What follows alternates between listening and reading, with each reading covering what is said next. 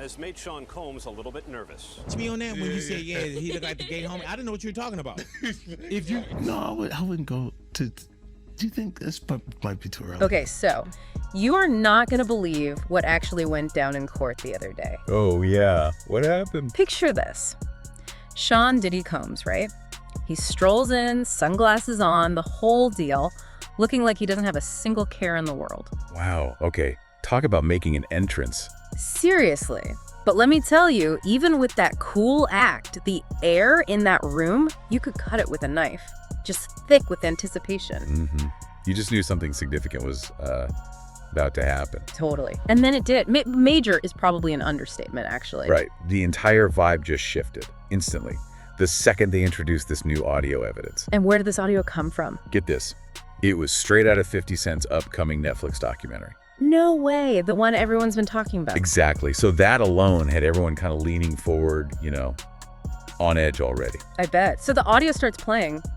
What was it like? Well, first, silence, like absolute pin drop silence. Then Diddy's voice comes on. What did it sound like? It was, playful, almost like suggestive, even flirtatious. Really? What was he saying? Things like wanting to go shopping with another man, offering to pay for everything. Okay. And just casually talking about how they really needed to hang out. Okay, taken on its own, maybe that sounds harmless. A bit odd, but harmless. Exactly. If you just heard that snippet out of context, you might just shrug it off. Right. But you put that against the backdrop of all the allegations swirling around him lately. Okay. Then those comments suddenly sound very different. Completely different. They take on this potentially much more significant, maybe even exposing meaning. It felt like pieces clicking into place. Wow. So what was the reaction like in the courtroom itself? You could literally see the penny drop for people. There were gasps, actual gasps. Seriously? Yeah. People exchanging these wide-eyed looks. Did we just hear that correctly? Yeah. Reporters were just typing furiously, keyboards clattering. And his legal team. Even they looked surprised, like genuine surprise. Exchanging glances. It definitely felt like an unexpected curveball for them. So how did Diddy himself react to hearing this? Well, that's where the whole composed image just vanished. Initially, he was doing the cool thing. Staring straight ahead, no reaction, stone face. Okay. But as more of the audio played out, you could physically see the change. His jaw just clenched tight. You could see his knuckles whitening on the table. Oh, wow. Intense. And then boom, he just leaped up, stood right up and started shouting. Shouting what? Demanding they throw the audio out. Yeah. Saying it was twisted, taken completely out of context. And blaming 50 Cent. Oh yeah. Accusing 50 of altering it, manipulating it just to humiliate him. Publicly. So a complete meltdown, basically. Pretty much. His lawyers are trying to calm him down, get him to sit, but the composure was gone. Shattered. It really showed how much that audio hit a nerve. Which I guess brings us squarely to 50 Cent's role in all this. Right. You really have to look at the timing here. Yeah, this documentary, this specific audio surfacing right now, it doesn't feel accidental, does it? Not at all. It seems incredibly deliberate, timed almost perfectly to coincide with all this legal heat intensifying around Diddy. It feels like more than just your average celebrity beef, too. Oh, definitely. It's like 50 Cent is aiming to expose parts of Diddy's persona, things people have whispered about for years, but doing it very publicly now. It feels almost like a calculated dismantling of that image Diddy's built. I think that's a good way to put it. It's strategic. He's using his platform, this documentary, to bring these alleged private things into the light.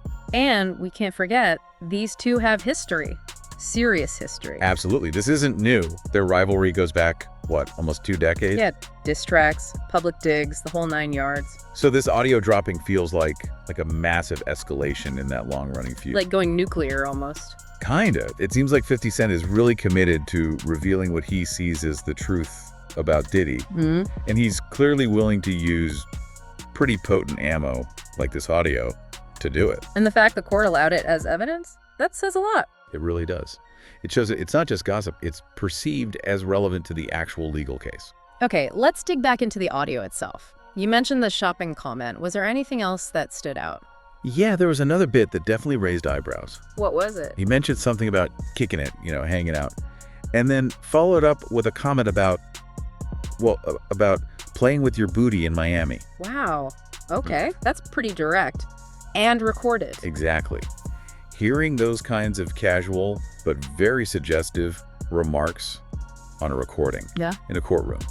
It definitely seems to add weight to those existing allegations. Allegations of inappropriate behavior, maybe even predatory conduct. That seems to be the implication many are drawing, yes. For people following the case, these snippets might feel like they're connecting the dots, you know? Like it's something more concrete than just rumors and whispers that have been around forever. Precisely. Something tangible, as you said. And it also seems to fit with these wider accusations about a potentially toxic or manipulative environment that people claim existed around Diddy in the industry. So from a purely legal perspective, how big a deal is this audio? It's being called a potential game changer. Seriously. It feels like it could significantly shift the momentum of the case. Towards the prosecution, presumably. Yes, very much so. Because now it's not just about claims or speculation. Right, they have his own words. They have a direct recording, Diddy's own voice. That's powerful evidence for a jury to hear. And how could they use it specifically? Well, the prosecution could argue it demonstrates a pattern of behavior, conduct consistent with the very serious charges he's facing. Which include things like racketeering, right, sex trafficking. Exactly. Racketeering, which often involves patterns of activity, like extortion, sex trafficking, moving people across state lines for illegal reasons. The charges are heavy. And the potential consequences. Severe. We're talking potentially long prison sentences. For sex trafficking alone, there can be a minimum sentence of like 15 years. 15 years minimum. Wow.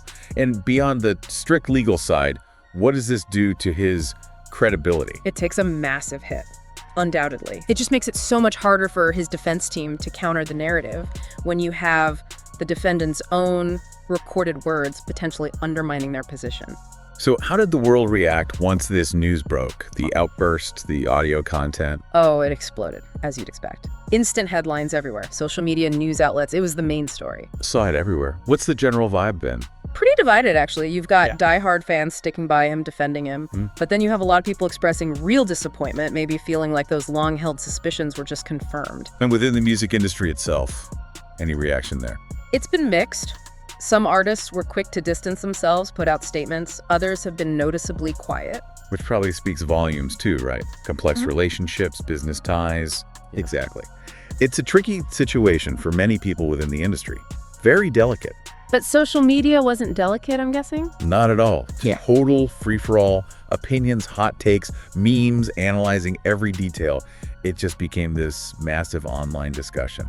And you mentioned the feud with 50 Cent. This must have just poured gasoline on that fire. Oh, absolutely. Reignited and intensified it like never before.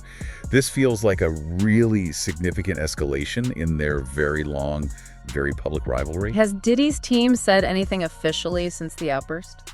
They did. His legal team put out a statement trying to downplay it. How so? The usual lines claiming the audio was, taken out of context, that it doesn't reflect his true intentions or character. Standard damage control, really. But does that really work at this point? It's hard to say how effective it is. Once that audio is out there, especially combined with the courtroom reaction and the existing context, a statement feels like trying to put toothpaste back in the tube. The impact is hard to erase. Yeah, it feels like the damage might already be done there. This whole incident, this courtroom moment, it really highlights that clash, doesn't it? Yeah. Between the carefully managed public image and these potentially very revealing private moments made public. Definitely. And the fallout from this audio, it feels like it goes way beyond just the legal case itself. Absolutely. It touches on much bigger questions about power, about accountability, about how we build these narratives around famous people. It's fascinating and disturbing all at once. This legal battle is clearly far from finished. Not even close.